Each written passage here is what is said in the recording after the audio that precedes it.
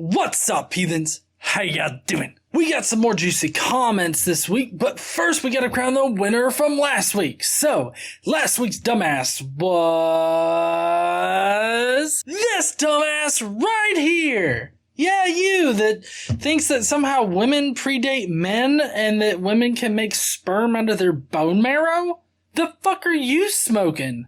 Well, you heathens picked the dumbass for last week, so make sure that you pick this week's dumbass. If you picked this dumbass last week, then you win 1,000,000 God points. Remember, these God points are worth about as much as trying to defend Trump right now in the impeachment hearings. Hey, speaking of dipshits!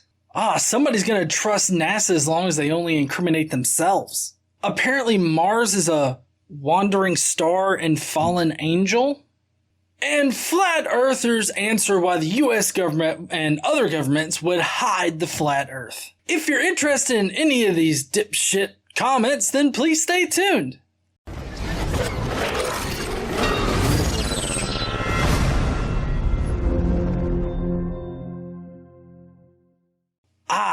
But first we have... Today I learned... Alright, so first up on Today I Learned about Henry Lincoln Johnson, a member of the Harlem Hellfighters known as the Black Death. During an ambush in the Argonne Forest in 1918, he injured or killed 24 German soldiers, which in World War I, it started with the whole calling them Jerry's thing, but it really didn't take hold until World War II, calling Germans Jerry's. But in any case, but he did all this without a working gun. He was the first American soldier to win a Croix de Guerre. It's French. I'm Southern. Give me a break. France's highest award for bravery. I have to say, this is pretty amazing. I mean, this resembles like the whole World War, or not World War, but Vietnam War. Like, I killed 100 of them Viet Congs and Charlies, I think is what they're. I killed 100 Charlies with my bare fist. I ripped their nuts off and I ate them. Kind of thing, except this is like World War I fighting the Germans, and it's like, he didn't have a working gun, but he still fucked them up. Next on Today I Learned that rogue pastors are targeting young black people from impoverished areas and broken homes, isolating them from their families before exploiting them through substantial loans. While young people are left in debt, the pastors put on an extravagant show of wealth to attract more victims. And I read this story, and it's pretty horrible what they're doing, because these young black people, or just these young people in general, are former gang members, and they're trying to get on the right path, and they find these pastors who sometimes take out loans in their name and don't even tell them about it, but they use up all of the money, and the people, the young kids, are left to pay these substantial loans back on their own. A lot of times they're roped into this by promising like a huge investment in Bitcoin or some kind of cryptocurrency, some kind of investment thing that's, supposed to make them a lot of money back, but it's really just causing them to continuously be in a situation of need. And so these pastors are scum. Just to put it that way, they're scum. They're taking advantage of young people looking to set their lives on the right path, and they're just fucking them over in the process. So fuck you, renegade pastors. And finally on Today I Learned that the meme of DMX crying is from an interview done with VH1 where he admits that his mother never told him that she loved him. You know what, I think a lot of people lose sight of the fact that no matter how strong you are as a man, no matter how tough you are, we all need to be somebody's baby. And, I think that everybody can really identify with this. Parental love and support is very important in a young child's life. That's why I try to do the best that I can with my son, with all of the negative experiences that I had growing up. I don't want that to happen to him. And so I try to be as loving and supportive to him as I can be. So, very interesting from DMX here. And love your kids. Wholesome messages on GE. Yes! Now it's time for Out of Context Comic. Out of Context! context comic. We're not gonna know what the fuck is going on. Especially today, because what the fuck? Oh, I'll never dare show my face in town again, because apparently Willie, the randomly jerking off homeless man, will plop some semen right in your eye. I don't know what the context of this is, but that's why I love this particular part of the show. If you want to send me some out of context comics, you can tweet me them on Twitter at Godless Engineer. Oh, y'all know what time it is now, right? Shitty ass science. We're gonna answer some science shit really wrong. Oh, what is up, heathens? How y'all doing? All right, so today we got a very important question from a concerned parent, I guess. I don't know which parent it is, mother, father, who gives a fuck. Anyways, they said, my son told me he doesn't want to go to church anymore. How can I punish him? Well, you see, I don't know if you need to punish him because God's going to be doing all the punishment. Now, first of all, what you need to do is set him down and be like, look, son, it's fine if you don't want to go to church, but you will burn in hell because God loves you so much that he will burn your ass for not worshiping him. So you might as well return the favor by worshiping him so he doesn't have to burn your ass. See, that's the only real way to show true love here. Just look, God loves you, but if you cross him or don't worship him every single minute of the day, you will get burned the fuck up in a lake of fire. You will be cast out. You will not feel his love anymore for the rest of eternity. You make one fucking mistake and you will be cast out for eternity. So you might as well worship that God. Our God. Worship Yahweh or otherwise he will burn you in hell. I think that's punishment enough. I mean, to be quite honest. But if you wanted to go a bit further, you could, somehow emulate this distance from God or this burning lake of fire. Now, I'm not saying to put your son in his room and set his room on fire. That is not what I'm saying. I'm just saying put him in his room and don't talk to him until he starts going back to church. That is a good way to physically show the, distance that you feel from God. Like when God casts you out and doesn't love you no more, well, actually, he still loves you, but he's just burning your ass up. Anyways, to really feel what that feels like, you really got to give your kid the cold shoulder, okay? So you just put him in his room, say, don't come out, you won't get fed, nothing. Well, I don't know, you might want to slip him some like Kit Kats or something through the door. But just, give him the cold shoulder, act like he's not even your kin no more until he starts going back to church. That's exactly what you need to do. That's how you punish the little shit till he goes back to church. Otherwise, he'll be down in hell getting pineapple shoved up his ass by Satan in a lake of fire. And of course, God's going to be the one to put him there, but it's only because he loves him so much, okay? I can't emphasize how much love God has for you that he will burn your ass for eternity if you don't worship him 24/7 every single fucking minute of the day. All right, that's all I got for today. I hope the punishment goes well and he turns back to Christ. I'll see you heathens later. Y'all go to church and do what your Bible say. Bye, heathens.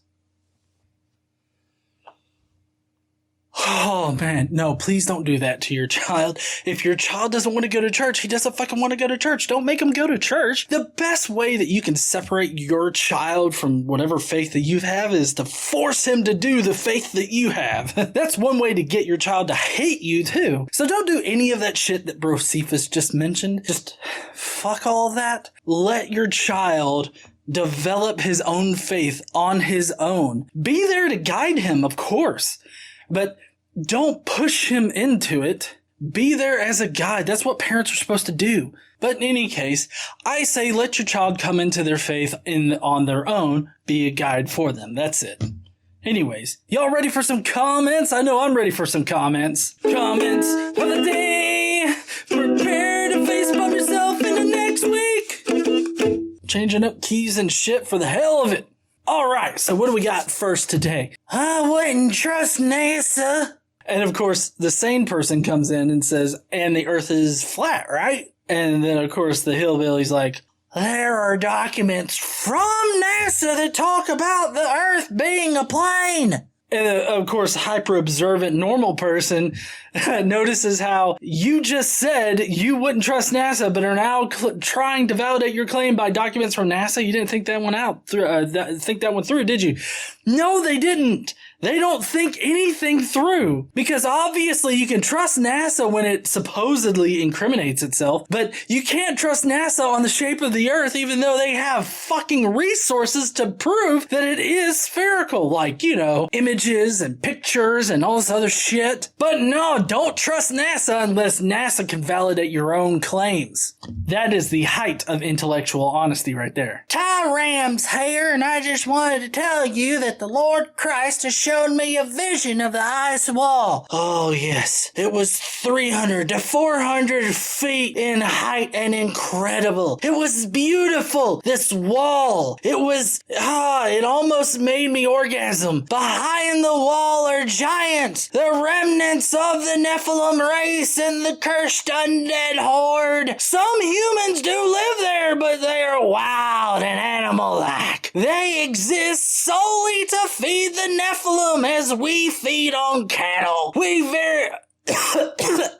Very few humans are left over the wall, and soon the Nephilim will break through the ice wall in search of food. We need to be ready. Our weapons are useless against them. If we are not worthy, God will let them devour us. What in the fuck? Apparently God gave this guy a vision that is akin to a Game of Thrones episode. Like, seriously? I think he stole this from Game of Thrones. I don't know. You think this is a troll thing? Do you think God actually gave him, well, not actually gave him a revelation, but do you think he hallucinated this or had a dream about it or something like that? I don't know. Humans feeding on the Nephilim? And because there's animal-like humans on the other side of the wall, the Nephilim are going to break in because they're dying out and they can't eat the Nephilim in the same amount of time.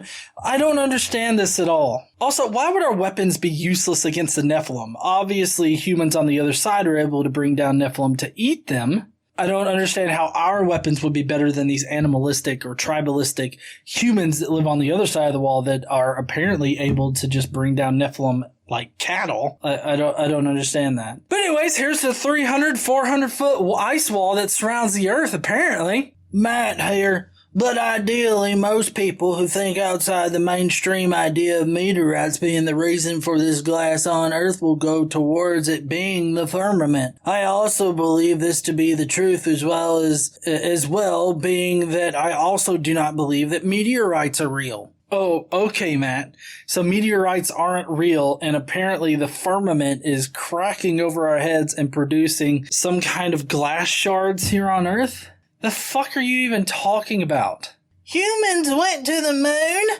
Thermosphere temperature range 500 to 2,000 degrees Celsius. And then he's got a whole bunch of metal, melting points and everything like that. Magic NASA spaceship metal unknown. Are you sure about that? So this is a very curious thing because melting points and everything like that are kind of determined by what atmospheric pressure you're at. Like at sea level, these are quite possibly the melting points. I mean, I don't know like at what elevation that they are stating these are to be the melting points, but it's very dependent on, what atmospheric pressure you're at. So let's assume these are at sea level melting points. Even so, the NASA space shuttles and everything like that, once they escape the atmosphere, there's no atmosphere to actually cause the heating. So, outside the thermosphere, you don't really need, these melting points don't really actually make sense. But in like direct sunlight, there is some extreme temperatures in the upper thermosphere. The point that at the very top saying the thermosphere temperature range is 500 to 2000 degrees Celsius is correct technically for the upper thermosphere. In the lower thermosphere or most of the thermosphere, it doesn't actually reach those kind of temperatures. But you also have to understand that the shuttle and everything like that, when they're leaving Earth's atmosphere, they're only going to be in this upper thermosphere for a little while. Now, here's the big thing, and like I mentioned before, atmospheric pressure plays a very crucial role in what the melting point of a substance is. Like, for instance, outside of the atmosphere in general with near zero atmospheric pressure, you're going to have a much lower boiling point or melting point. There's also this thing known as the radiative equilibrium temperature. That's basically where an object absorbs the heat or the radiation from the sun, and at some point, at some temperature, it actually radiates the same amount of heat, off of it. So basically, the change in temperature there would be zero. This is why the atmospheric pressure is very important, because the atmosphere would actually hold the heat on that object. That's why objects, melt. So basically, what it comes down to with this particular meme is that they don't understand how melting points work, how the atmosphere contributes to things heating up, or what happens to objects in space when the solar radiation, or when they start to heat up, they actually radiate the same amount of energy that they absorbed out of it, so that it effectively is it's in equilibrium. It's a zero. So none of that heat is retained to cause it to melt. George here, and I just thought I'd stop by and let you know that I'm amazed as usual by your word. The word planet in Greek means wandering star, and in Hebrew, stars and angels are the same word, kokab. They are interchangeable, as Mars is a wandering star, a fallen angel, a spirit being. It is impossible to land on an angel. Have you seen an angel? They got big tits and big dicks. You can't land on that shit. There is no such thing as outer space, because as you teach us, the best science is observable, and we cannot observe Mars without the help of one of the space agencies out there, and they are all run by the same liars who refuse to believe that the rocks were body parts of the ancient giants before the Great Flood. Those fucking scientific dipshits. As we all know, they were all the rocks were just part of the giants before the flood. That's scientifically accurate, you nerds. All we have been taught about space is a lie. Research this important part of discovering what our world truly is. I know it isn't a spinning ball, and what we have a hard crystalline dome over us made of all the metals and minerals our body need, which is why it is healthy to go outside for a while each day and soak them all up. Actually, the sun causes our skin to go through a chemical reaction that eventually produces vitamin D. And that's why you should go out into the sun and get some sun every day. It's because of the whole vitamin D thing. You don't get like all of your nutrients and whatnot from the sun. That's ridiculous. Okay. But starting from the front, I don't know why you think that Mars is a fallen angel or something like that, unless you're going back to the Mars of, I think it's Roman theology. But even then, you can't land on an angel? For one thing, we haven't landed on Mars yet. We've landed rovers and shit there, so I guess maybe you're talking about us landing rovers there, but I mean, goddamn. This entire comment is just fucked beyond all recognition. What about these fucking rocks that were body parts of ancient giants? What evidence could you possibly have for that, other than the pareidolia that happens sometimes when you look at rocks and maybe you see a face or you see a foot or something like that, or you see a leg, I guess in this case. Do you think that those things are actually somehow fossilized appendages or something? I don't know. I don't think that you think they're fossilized, but apparently you think that they were part of some ancient giant.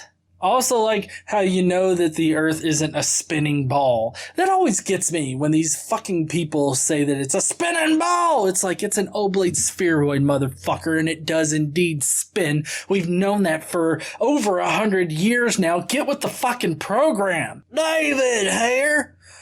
Michael, of course you don't believe in a God because you think you live on a space rock flying through infinite space. How can you believe that shit? I'm not making fun of you. It just proves the point that hiding reality hides a creator. Obviously. You're hiding God, fucking Michael. Go get the fuck off of my God, motherfucker. If you want other reasons that you can actually chew on, hiding flat earth also hides free energy, because if you can't understand gravity properly, you will have a very difficult time developing free and cheap energy. The lie keeps us dependent on the pay-as-you-go system. Another reason is to keep us corralled in an area where they can easily profit off of us. If people found out there were other continents without tyrannical governments making them pay for everything under the sun, there would be a mass exodus. So, what do you think are, like, I've heard this before, that there are just these other continents out there, I guess past the ice wall or some shit, that don't have these tyrannical governments. I mean, what kind of government do you want? Do you want a Christian government? Because I can definitely tell you that a Christian government is going to be way more tyrannical than our current government. You know how I know that? Because it's been done several times in the fucking past. It's what the Declaration of Independence was written to break up from. We're like, fuck you and your theocracy. We're not coming back. You can't have our shit. We're keeping it all. Get the fuck on out of there. Go stay at your cousin's house. But also, I don't understand why you think that we're trying to hide free energy. Like, there's no such thing as free energy. That actually violates a lot of scientific concepts. So any kind of idea that there's free energy out there is just bullshit. I also don't understand how gravity apparently keeps us from free energy. Would love to hear that. Anyways, I want to know in the comments, what would you name these new continents that apparently exist outside of the Earth or the dome? Or something. I don't know. Whatever the fuck that they think this is, what would you name your particular continent? Random ass dude here, and I just thought I'd say that I spent the day doing flat earth research. Crater Lake was formed when a chunk of the firmament broke loose and crashed onto the flat earth 436 years ago. The chunk is clearly identifiable and today is called Wizard Island. Note, the lake water itself does not bend. I sacrificed a day off to toil and labor in the name of science. Wait a second. So you basically just went to this particular lake, Crater Lake, apparently, and you sacrificed a day to just go to the lake and then post a dipshit picture of you claiming that an entire island was made from part of the firmament falling. Now, I want to know something like, how thick is this firmament that supposedly an entire island dropped out of it and landed right there? Like, do you think that's what made Crater Lake? I'm wondering if you think that meteorites are really just parts of the dome that are cracking and like fall to Earth. Is that what you think?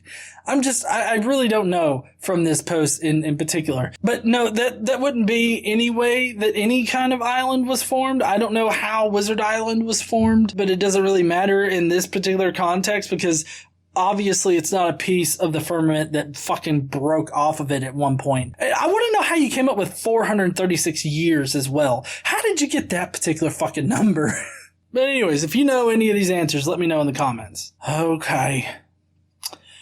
I want to know why would the U.S. government and other out-of-state governments cover up flat Earth? Here we go. Jamie's coming in with mind control.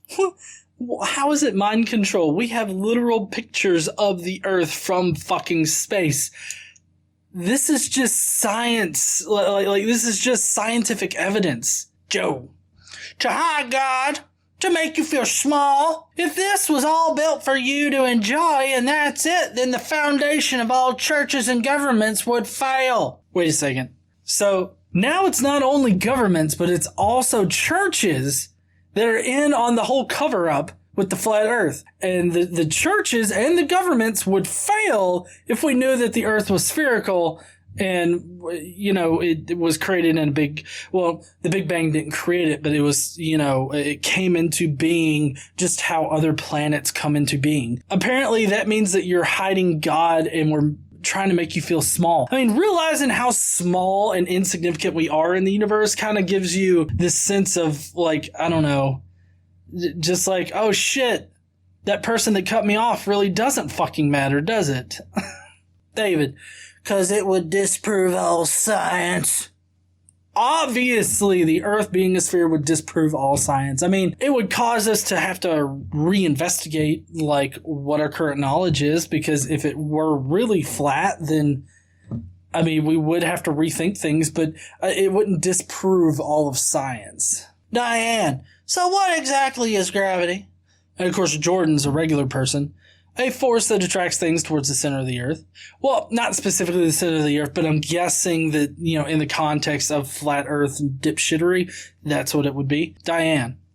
A force that attracts things to the center of the earth? Ha ha ha! Just think about that statement. Attract what things? All things? Just some things? Why is the deciding factor, or what is the deciding factor on what it attracts? Why can little bugs fly through the air? Planes need giant motors to get them into the sky. It's not gravity. It's because airplanes are heavier than bugs. It's really so simple. Okay, so, I mean, bugs still need, like, wings in order to fly. Like, there's nothing out there that just sort of levitates without any kind of, like, way to levitate. Gravity does attract all things that are in the sphere of influence of the gravitational pull of whatever object. Little bugs can fly through the air easy because it's just a matter of mass. They have very little mass, whereas a plane has much more mass. So planes are heavier than bugs is a good,